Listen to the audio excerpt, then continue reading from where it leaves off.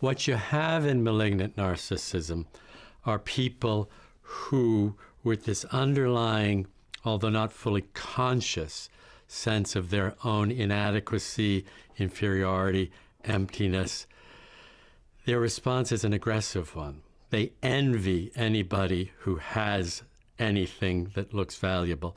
Perhaps the most central part of this is that the only satisfaction the malignant narcissism seems to get, since they live a life that's totally deprived of love, their satisfaction seems to be in triumph over others, defeating others, and even making others suffer.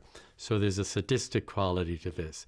The irony is that somebody, even a very successful person who has all the outward attributes of success in the world, can envy somebody who just seems to have a meaningful life, because they don't have that. We have a moral burden to bear, and that's the adventure of our life. That's the other thing so interesting about the Abrahamic story, is that God calls Abraham out of his luxurious slumber and sends him into a catastrophe. Tyranny, starvation, war, brutal. But he has the adventure of his life. You might say, well, it's the adventure of your life that justifies the catastrophe of your life. And where do you find that? You find that in orienting yourself to the highest possible good in all ways and speaking the truth forthrightly along that pathway. Wake up. And envy takes over, and then they strike out one way or another. They can be really destructive. This can happen in individuals. They can lead their life that way in the need to triumph over others. This can be treated in psychotherapy. I am personally more concerned when this kind of pathology begins to get manifested at the societal level in groups. The malignant narcissist controls the group, has the group in his or her thrall, and leads the whole mass like lemmings over a cliff where everything ultimately gets destroyed. And if you don't see two things, you're in trouble. If you don't see, number one, the disconnect with reality, and if you don't see, number two, the aggression involved and the need to organize not only in terms of a positive and inflated sense of self, then we're in trouble. It's just an unbearably painful experience to see this repeated again and again. If you say the truth and nothing else, you'll have an immense adventure as a consequence. You won't know what's going to happen to you, and you have to let go of your clinging to the outcome. You have to let go.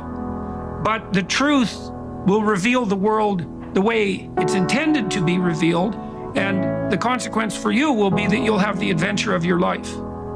And the other part of that ethos is this, and it makes perfect sense to me. I can't see how it can be any other way, which is that whatever makes itself manifest as a consequence of the truth is the best possible reality that could be manifest, even if you can't see it.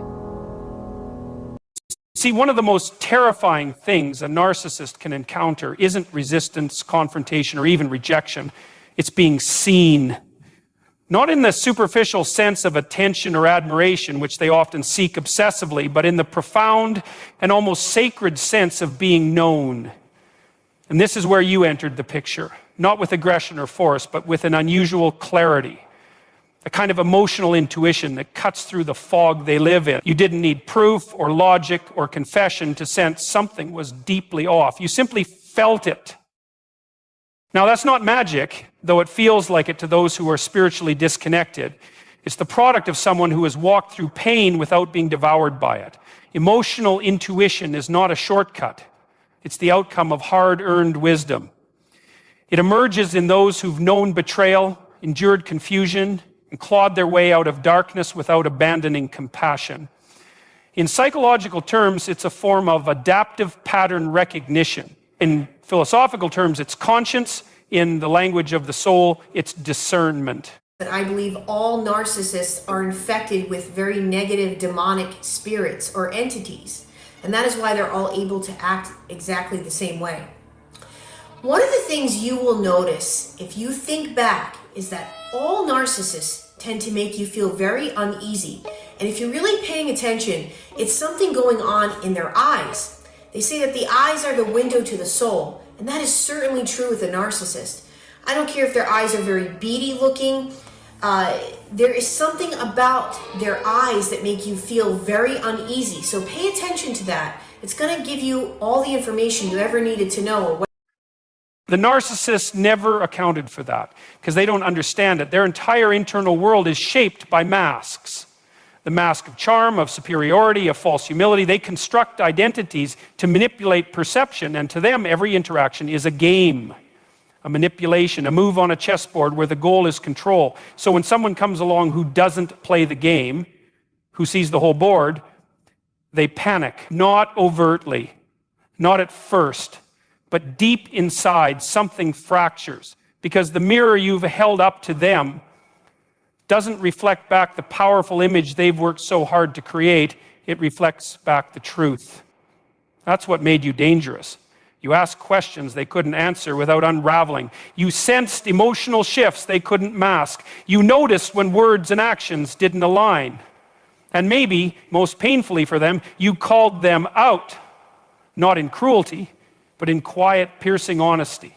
That honesty wasn't just unwelcome, it was intolerable. Because in their world, truth is a threat. It destabilizes the fragile ego they've built. And so they label you too sensitive, too intense, too much, but all of that is camouflage. What they really mean is, you see me and I can't bear it. There's a psychological phenomenon known as cognitive dissonance, where the mind experiences discomfort when reality contradicts identity. The narcissist lives in a chronic state of dissonance, but they manage it by distorting reality. They rewrite the past, twist your intentions, and project their own flaws onto others. But your emotional intuition, that destabilizes the entire structure. It forces an encounter with the self, and that is their deepest fear. This is why they often turn on the very people who show them the most compassion. You, the intuitive one, became the target, not because you were weak, but because you were perceptive. That you see it, you really see it. You're very clear on the unhealthy patterns, and it's real. And yet, nobody else seems to get it, almost unanimously.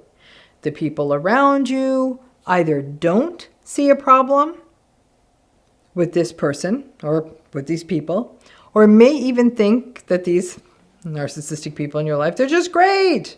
Or they make excuses when their bad behavior shows up. And you may even seem like a jerk for being suspicious or being turned off by the communal narcissist. Number two, it could be that you're dealing with a grandiose narcissism, that the other people don't see sort of the dark side of that as much. A grandiose narcissistic person in smaller doses can actually be kind of fun and charming. And others may see this grandiose narcissist as the life of the party, as fun, as generous, extroverted, charming, attentive, curious, compelling. The more time that you spend with a grandiose narcissist, the more you see the manipulations, the entitlement, the low empathy, the anger, the selfishness. But a little bit of a grandiose narcissist can kind of feel like a theme park. I mean, nobody wants to live in a theme park, but it is a bit of escapism once in a while and now and then. Number three, the narcissistic person, the number three reason that people don't always see it when you do, is because the narcissistic person holds a lot of power, control, or maybe even stirs fear in the other people around you. You notice the patterns, the micro-manipulations, the emotional withholding. You picked up on the subtleties that others overlooked, and in doing so, you disrupted the illusion. You reminded them, consciously or not, they are not as invincible as they believe. And that realization doesn't fade with time. In fact, it often grows louder. Because while others in their life may continue to feed their delusions, you are the one who didn't. And even in your silence, even in your absence, that truth lingers. It whispers at night. It confronts them in moments of quiet. It haunts them, not because you punished them, but because you reflected what they tried to escape. That's the great paradox. You were never trying to destroy them. You were simply being honest, present, real. And in a world built on facades, authenticity is radioactive. So don't underestimate the impact of that. You didn't just walk away with your dignity. You walked away having shaken the very foundation they stand on. You left them with a choice, though most won't take it, to confront the reality they hide from. And if they ever do, your presence, your intuition, your insight will be the ghost that guided them there. But whether or not they change is not your burden to carry. What matters is that you saw the truth and didn't run from it. You trusted your intuition when it would have been easier to doubt it. And in doing so, you reclaimed something sacred, your clarity. Let them wrestle with what was revealed. You don't need to stay in the fire to prove it was hot. You already know it was. What many people fail to grasp, what narcissists in particular fail to want to grasp, is that light doesn't just illuminate beauty, it also casts shadows. And when a genuinely good, self-aware person enters the life of someone operating in darkness, it's not just a pleasant addition, it's a confrontation. One they never signed up for and certainly never expected.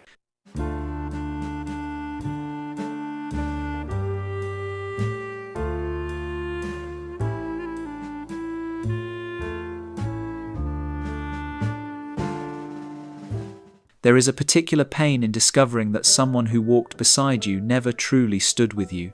It is not the sharp wound of an open enemy, but the slow bleeding of trust, drained drop by drop until you wake one day, realizing you were always standing alone. You remember the time you confided something fragile, a secret trembling at the edge of your voice. And days later, you hear it again, not in your own words, but carried by someone else's mouth, twisted, diminished, exposed. The betrayal doesn't come with thunder or fire. It comes with a smile, with a casual tone, with the kind of intimacy that feels manufactured. What makes the fake friend so devastating is not their presence, but their performance. They learn the rhythm of your laughter, mirror your sighs, offer sympathy with eyes that never soften. To the outside world, they look like the epitome of loyalty, the companion who always lingers in your shadow. But shadows don't stay because of love, they stay because of light they cannot produce themselves. Psychologists call this impression management, the art of curating yourself to be what others need or what others admire, while never revealing the true core within. I love you back. I love you back. Hello to all my divine nine brothers and sisters. And my soror. You better thank a union member for the 5-day work week. You better thank a union member for sick leave. You better thank a union member for paid leave. You better thank a union member for vacation time. Let's just get through the next 64 days. How about that? And you all helped us win in 2020, and we're going to do it again in 2024. With us in government, we campaign with the plan. Uppercase T, uppercase P, the plan. And then the environment is such that we're expected to defend the plan. Since when does the vice president have what sounds like a southern accent? She was talking about unions in Detroit using one tone of voice. Is this something that same you think... line Okay, Peter. that she used the same line in Pittsburgh, and it sounded like she at least had some kind of a southern drawl. I mean, do you hear the question that you're... I mean, do you think Americans seriously think that this is an important question? They care... You know what they care about? They care about the economy. For some, it is a survival mechanism, born of fear, a mask carved during childhood where affection was conditional and love had to be earned. But for others, it becomes something darker. Not just a defense, but a weapon. A mask not for survival, but for control. You begin to notice the patterns. The friend who is closest when you stumble, yet vanishes when you rise. The one who knows the language of comfort, but not the labor of loyalty. The one who claps for you, but whose applause carries the hollowness of envy. And you wonder, how long have they been rehearsing this role? How many of their smiles were scripted lines from a play you didn't know you were in? The truth is haunting. The fake friend is not the villain storming through your life with malice painted on their face. They are the quiet shadow, moving beside you, echoing your steps. Attachment theory tells us that the way a caregiver responds to a child's needs becomes the blueprint for how that child will later form relationships. The avoidant child, ignored too often, learns to withdraw into themselves, masking their hurt with independence. The anxious child, whose parents' love arrives inconsistently, learns to bend and twist to keep affection close. Both discover that to be fully themselves is dangerous. So they practice the performance until it becomes second nature, until the mask feels safer than the skin beneath it. These small lessons pile up like bricks, building a house of false selves. And though the child grows taller, the walls remain. There is a haunting paradox here. The fake friend of adulthood may have once been the child who only wanted connection. The same mask that now conceals betrayal once shielded a fragile heart. But the mask, once built, does not fall away so easily. It becomes a survival strategy so ingrained that authenticity begins to feel foreign, even dangerous. And so, the child who learned to survive by pretending becomes the adult who wears the mask with ease. The smile that conceals envy, the sympathy that hides resentment, the companionship that carries calculation, all of it traces back to those first fragile years when love was not given freely, but earned through performance. Yet what happens when this child grows into an adult and steps into the world of friendships, where the mask is not just protection but manipulation? That is where the story turns darker. Like a mask painted with warmth, but hollow behind the eyes, the fake friend moves through your life with gestures that feel familiar, but never entirely true. It is a strange paradox, isn't it? The one who leans close when you are broken is often the same who retreats when you are whole. The fake friend thrives in your weakness, because in those moments your fragility makes them feel secure. I'm referring to that deep, stable, radiant kind of light, and it has the unnerving capacity to expose not just the environment, but the internal state of the people in it. That's precisely what happened when you stepped into their world. You didn't walk in with the intention to challenge them. You weren't seeking power, revenge, or superiority, but your presence, your steadiness, your integrity forced something to the surface, something they'd worked very hard to bury. The number 4 reason that no one else seems to see it, but you do, are the good old enablers. And that overlaps with these other 3 reasons I've listed too. But the enablers can be why it seems like other people don't get it. The enablers are invested in the status quo, how they benefit from the system. The enablers may be a little narcissistic themselves, and especially in family systems. They may be the ones who are more concerned with how the group is viewed by the world, or how the group functions, or the collective, than they are with the health and well-being of the individual people within that system. Enablers do tend to stick by the person who allows their lives to carry on the way the enablers want their lives to carry on, which is usually with this little change and muss and hassle and keeping things as they have always been. But your strength exposes their own shadow. Your success becomes a mirror reflecting back what they lack, and so their loyalty bends, breaks, and reshapes itself into quiet resentment. Everyday life hides countless masks like this. The friend who gossips about you under the guise of concern, saying, "I'm just worried about them," while secretly enjoying the drama. The friend who shows up when it benefits them, who drapes loyalty over you like a cloak, when it makes them look noble, but discards it when the cost becomes inconvenient. Their support is conditional, their presence transactional. Yet they are skilled enough in their performance that you doubt your instincts, convincing yourself that the hollowness in their eyes is only your imagination. Carl Jung spoke at length about the shadow self that we repress in order to maintain a socially acceptable identity.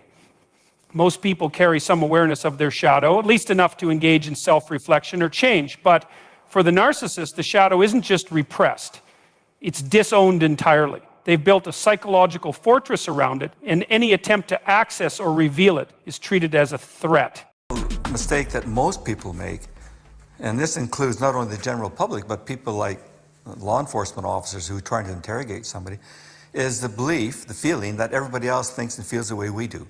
That if there's an emotional event, say, look at that, doesn't that just rip your heart out?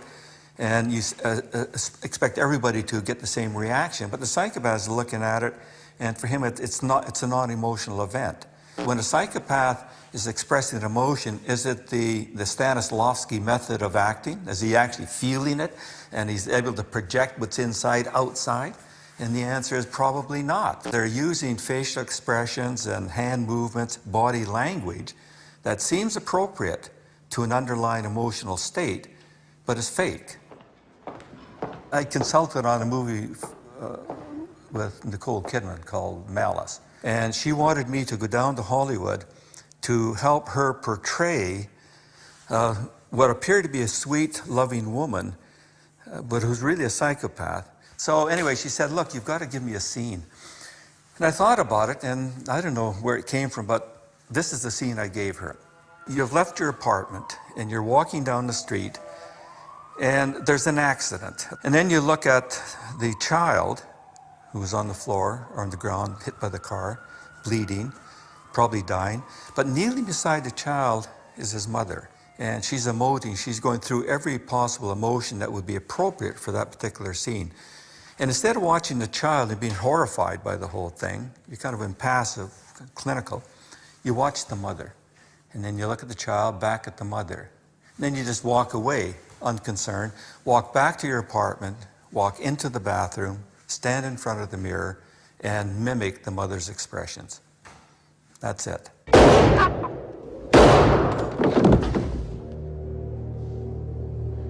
The psychopath has learned that there are certain facial expressions, forms of body language that are associated with what other people say is a particular emotion.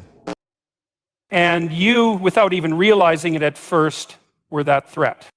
It wasn't just what you said, it was how you lived. Your clarity made their confusion obvious. Your emotional resilience exposed their fragility. Your willingness to confront pain mirrored their need to avoid it.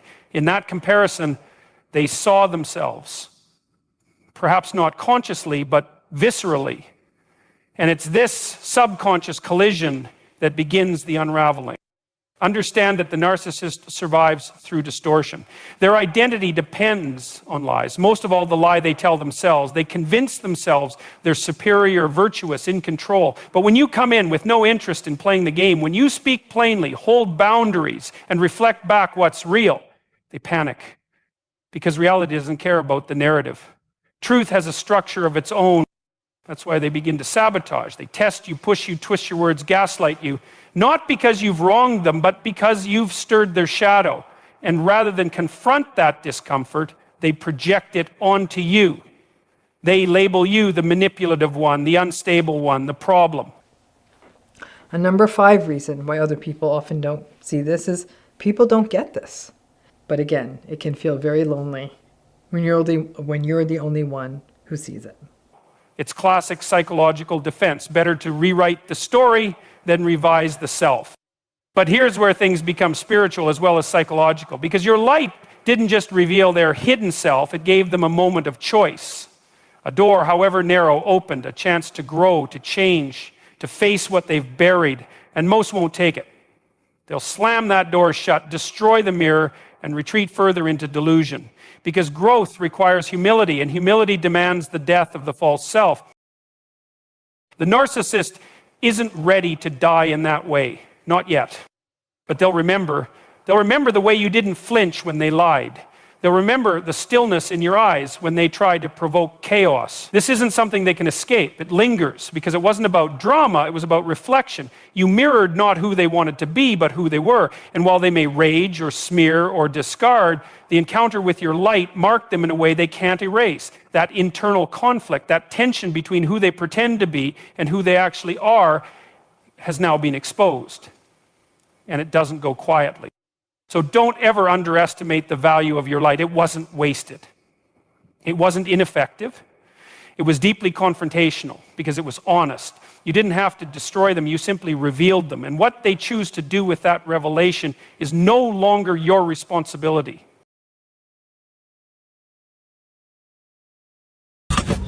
When this woman confessed that she hated all the tattoos she had gotten over the years, everyone thought she was joking until she said this.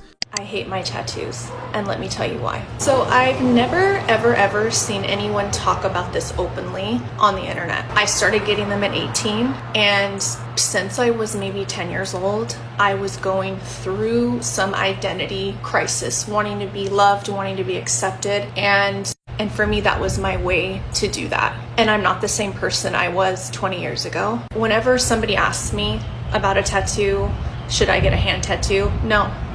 No, please don't get it, or at least wait a long time until you're 100% certain that you want it. It's been a few years now, but I started getting a few small tattoos removed, and it's painful. If I had the opportunity and the money, I would completely remove every single tattoo on my body. You know, it's a deeply unsettling experience being hurt by someone who then walks away without flinching. It leaves you wondering, did it mean nothing to them? Do they even feel anything at all? And when that person is a narcissist, the confusion deepens. Because outwardly, they often appear cold, self-righteous, even smug after the damage is done. But what most people don't see, what a narcissist will never admit, is that something does stir within them. It's just that they can't allow it to rise to the surface. In the immediate aftermath of causing harm, a narcissist will often experience a fleeting, almost imperceptible sensation, a flicker of shame. Now, this isn't the kind of shame that compels a person to apologize or reflect deeply. No, it's more primal. It's the unconscious recognition that they've violated something sacred, whether it's your trust, your dignity, or the integrity of the relationship. For a brief moment, their mind registers the truth, but rather than face it, they recoil. And that recoil is key. One of the most unsettling dynamics in a relationship with a narcissist is the way admiration quickly mutates into contempt. At first, they're drawn to you magnetically, and maybe in some real way you are. Because when someone walks into a room with authenticity, when they embody what is rare and real in a world obsessed with surface, people notice. And narcissists notice too. But for them, it's not inspiration they feel. It's envy dressed up in fascination. Now let's be precise about that. Envy isn't admiration. It's resentment at the fact that someone possesses something you don't, but desperately wish you did. And here lies the heart of the matter. The narcissist sees something in you they can't generate on their own. Maybe it's your emotional depth. Maybe it's your spiritual intuition. Maybe it's the way you remain steady while they're spiraling. Whatever it is, it highlights their deficiency.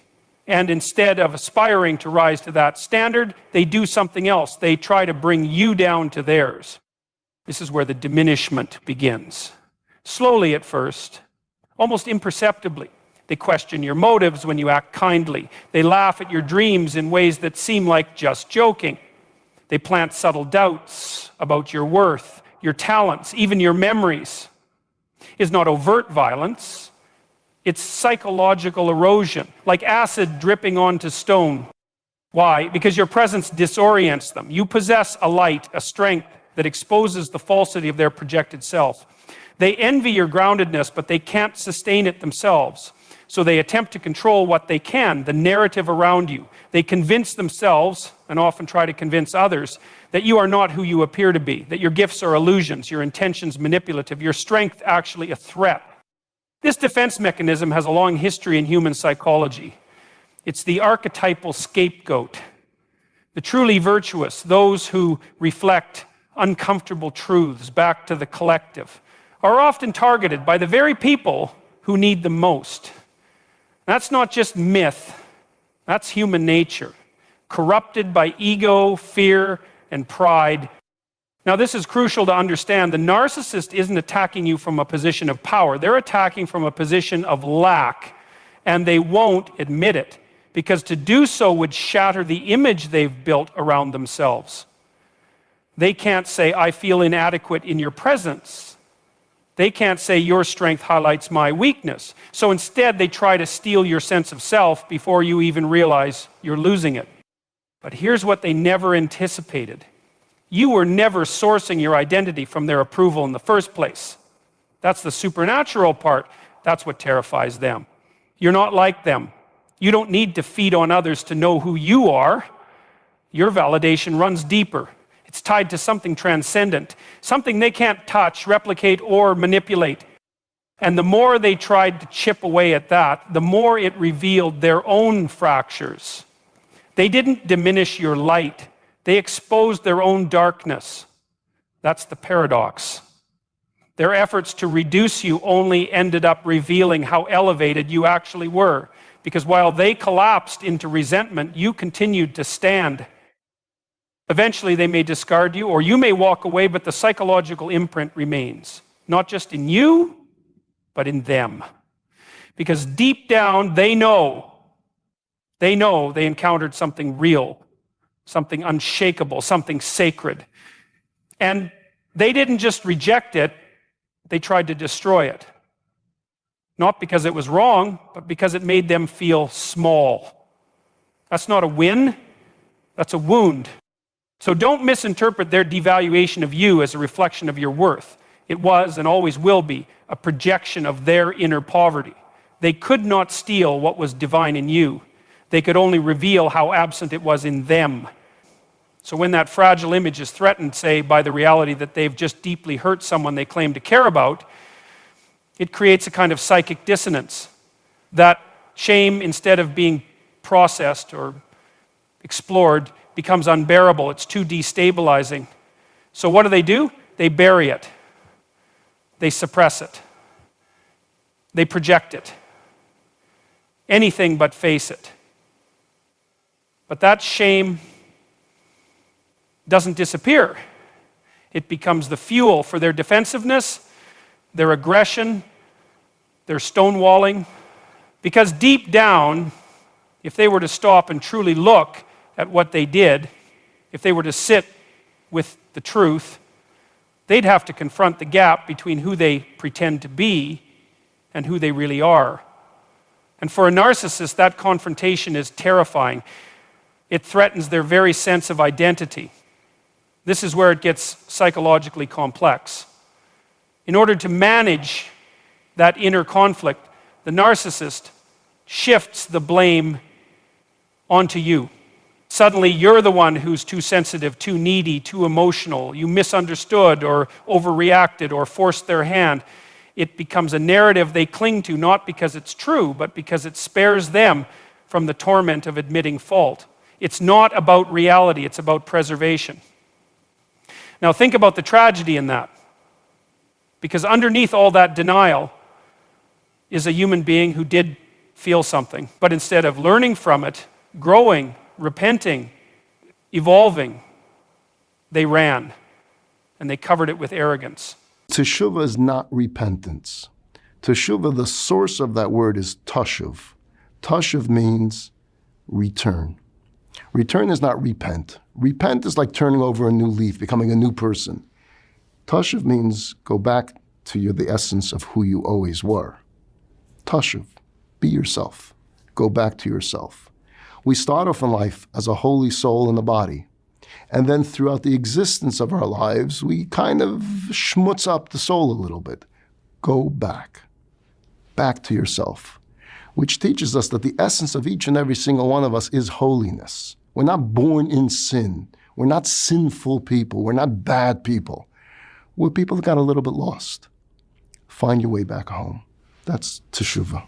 That's why they double down. That's why they act as if your pain doesn't matter. Because if they acknowledge that pain even for a second, their carefully protected self-image would crack wide open. And yet, despite all of this armor, the shame lingers.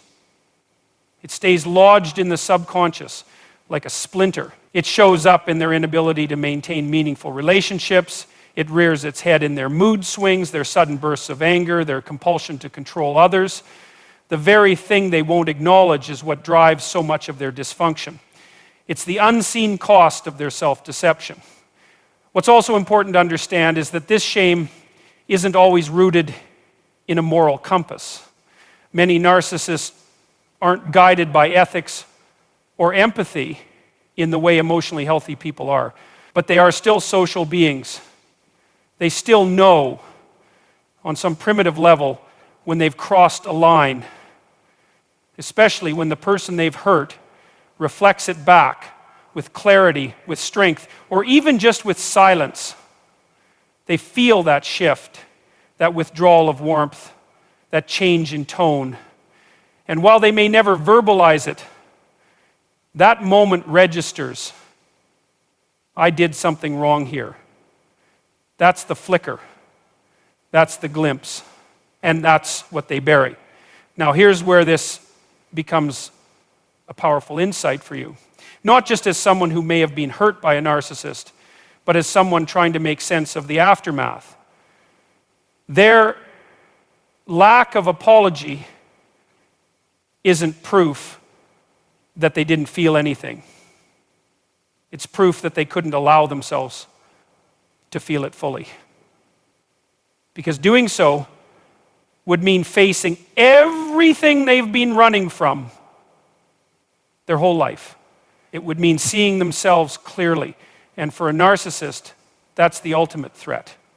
They'll never tell you that they felt a twinge of regret when they saw the look on your face, or that something twisted in their stomach afterward.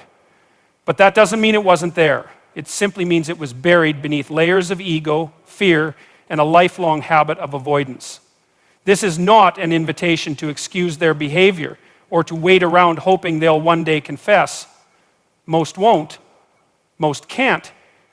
But it is an invitation to understand that what you experienced wasn't meaningless, that your pain was real, and that somewhere in the shadows of their psyche, they knew it. What you do with that knowledge is up to you, but here's the truth. Understanding the psychology behind someone's denial doesn't make you weak, it makes you powerful.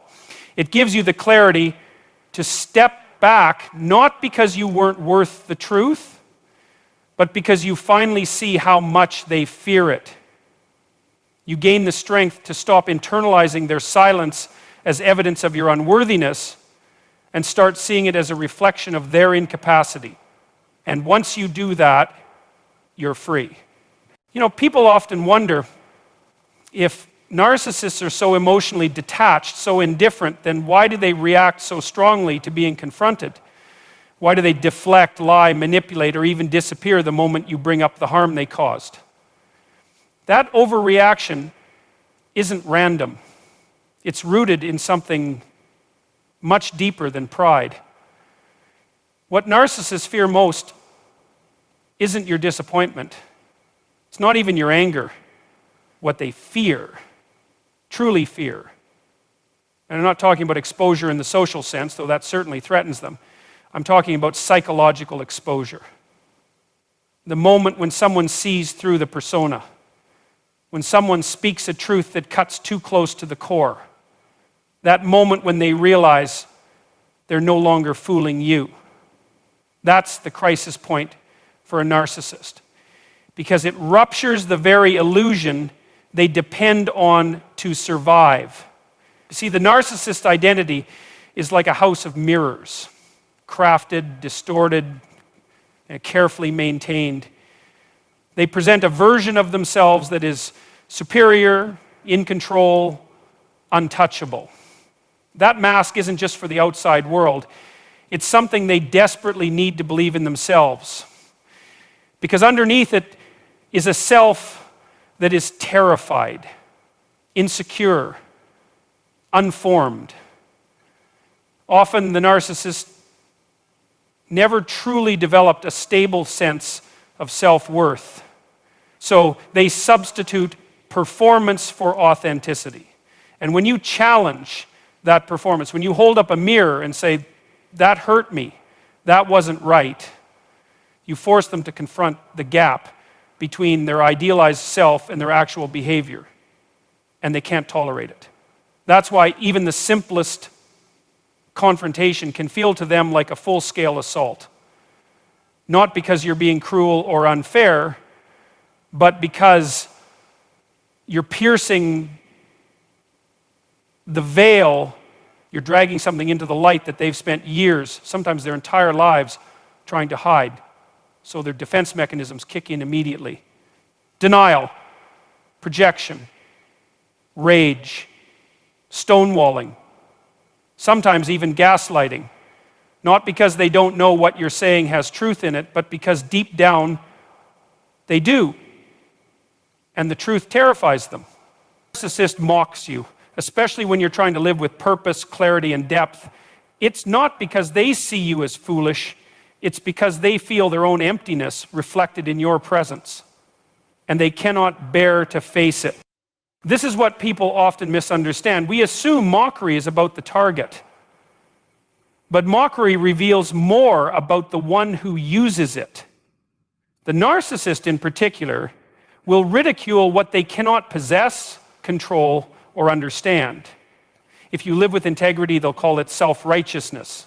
If you have faith, they'll call it delusion. If you're kind, they'll frame it as weakness or manipulation. But none of those labels are about you. They're about the unbearable contrast between who you are and who they pretend to be. What we're seeing here is a spiritual defense mechanism. The narcissist's identity is fragile.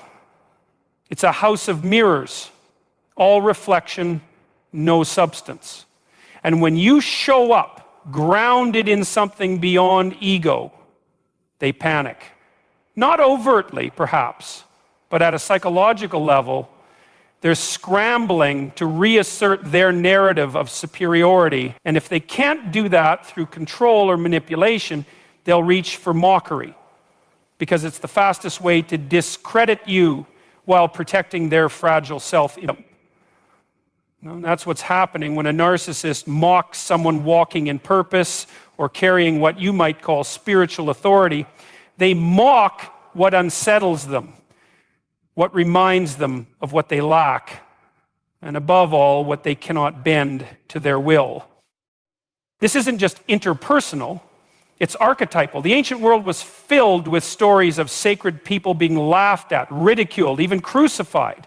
Because when someone moves in alignment with truth, that presence disturbs the illusions society, and especially insecure individuals, build their lives around. The narcissist senses this.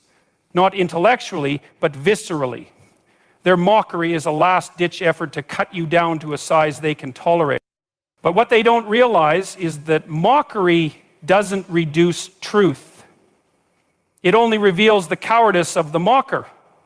It's a performative act, a distraction from the fact that deep down they feel small, powerless, insignificant.